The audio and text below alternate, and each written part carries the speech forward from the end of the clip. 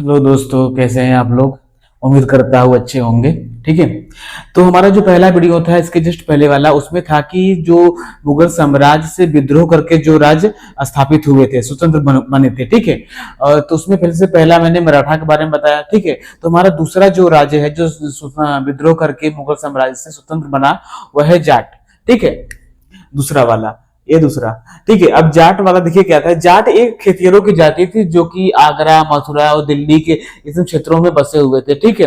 तो औरंगजेब के काल में सबसे पहले गोकुल जाट नाम का एक जमींदार था, उसने विद्रोह किया क्योंकि लगान, धर्म, इस सब के नीति जो है सही नहीं मान रहे थे ये लोग। ठीक है। बहुत ज्यादा कर ले रहे थे, इसने विद्रोह कर दिया। अब विद्रोह किया तो इसने, औरंगजेब ने इसके विरोध में सेना भेजा, जहां पर तिलपट नामक स्थान पर वहां पर युद्ध होता है।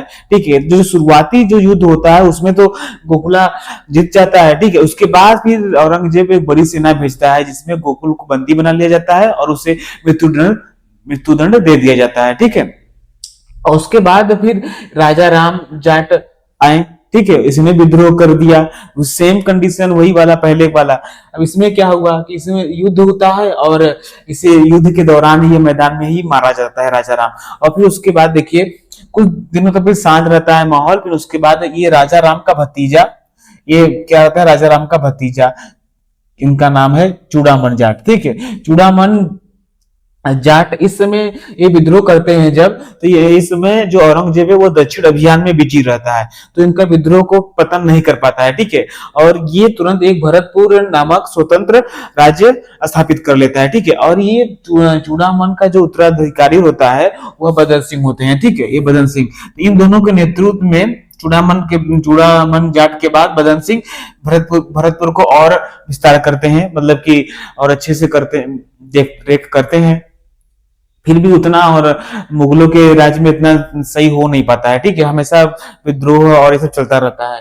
उसके बाद हमारा आता है सूरजमल। ठीक है। सूरजमल ये जाट नेता, इनको देखिए जाटों का अफलातून या जाटों का प्लेटो भी कहा जाता है। ठीक है। इनके काल में बहुत ज्यादा, मतलब कि अच्छे से सब रहे जाट और अपना खेती लगाने से दूर रहे, स्वतंत्र एकदम रहे अच्छे से।